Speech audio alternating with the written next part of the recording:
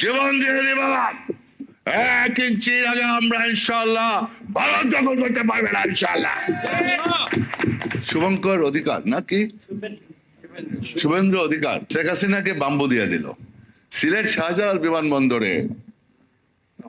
উনি আসবে, আমরা নাকি তাকে স্যালুট দিয়ে নিয়ে আস। পাগলের প্রলাপ। আমাদের বুঝতে বাকি নাই শেখ হাসিনার জন্য তোমাদের কি দরদ।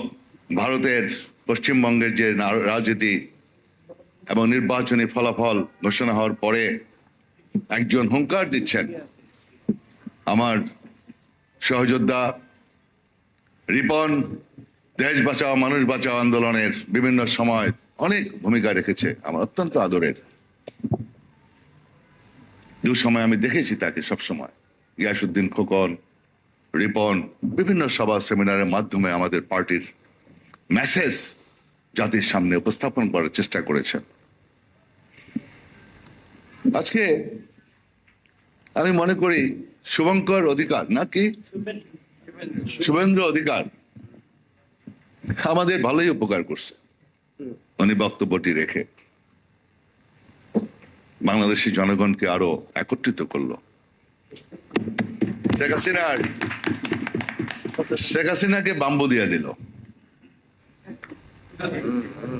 এই জন্য দিল, আমার মনে পড়ে 1975 সালের 3রা নভেম্বর যখন খালেদ মোশাররফ কু করে ক্ষমতায় বসলো, তখন তার ভাই জয় বাংলা স্লোগান দিয়ে 32 নম্বরে যাওয়া শুরু করলো,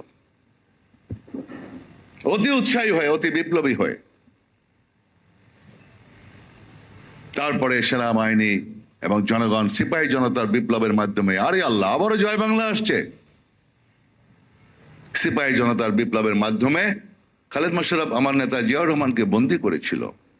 সিপাহী জনতা আবার মুক্ত করে শেখ জিয়াকে মুক্ত করলো, ভালো হইলো। জয় বাংলা স্লোগান নিয়ে 32 নম্বরে যাওয়া ভালো হইলো। আজকে শুভঙ্কর নাকি শুভেন্দ্র অধিকারী হুঙ্কার দেয় যে ফ্যাসিস্ট স্বৈরাচার মাফিয়া সরকার প্রধান, যিনি $237 বিলিয়ন লুটপাট করে, দেশের জনগণের টাকা লুটপাট করে বিদেশে টাকা পাচার করেছে, যিনি হাজার হাজার নেতা কর্মীকে পাখির মতো গুলি করে হত্যা করেছে, যিনি শাপলা চত্বরে 5ই মে আলেম সমাজকে গুলি করেছে, যিনি আমাদের দক্ষ দেশপ্রেমিক সেনাবাহিনী 57 জন অফিসারকে পরিকল্পিতভাবে গুলি করে হত্যা করেছে, জুলাই আগস্টে 1,500 ছাত্র জনতাকে হত্যা করেছে, সে হত্যাকারীকে শুভঙ্কর বলছে সিলেট শাহজালাল বিমানবন্দরে উনি আসবে, আমরা নাকি তাকে স্যালুট দিয়ে নিয়ে আসবো, অভ্যর্থনা জানাবো। পাগলের প্রলাপ, পাগলের প্রলাপ। ওই যে বললাম, খালেদ মোশাররফের ভাই অতি বিপ্লবী হয়ে স্লোগান দিচ্ছে জয় বাংলার, উনিও অতি বিপ্লবী হয়ে হুঙ্কার মারছে, ভোট চোর ভোট ডাকাত লুটেরা ওনাকে বাংলাদেশে ফিরে আনবে। বাংলাদেশে অবাধ সুষ্ঠু নির্বাচনের মধ্য দিয়ে বিদেশি, ইউরোপিয়ান ইউনিয়ন সকলের কাছে স্বীকৃত একটি সুষ্ঠু অবাধ নির্বাচনের মধ্য দিয়ে বাংলাদেশে আমাদের প্রিয় নেতা তারেক রহমান প্রধানমন্ত্রী নির্বাচিত হয়েছে।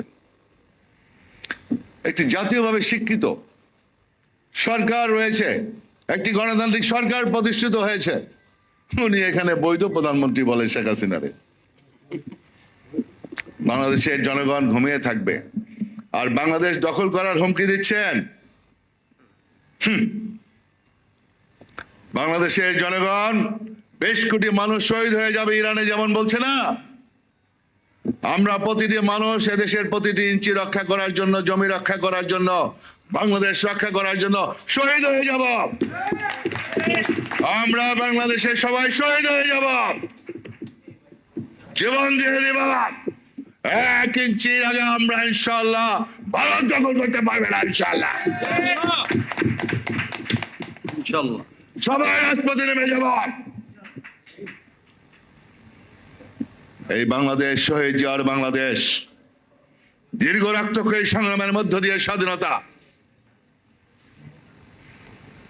আমরা পালিয়ে যাওয়ার দল নয়।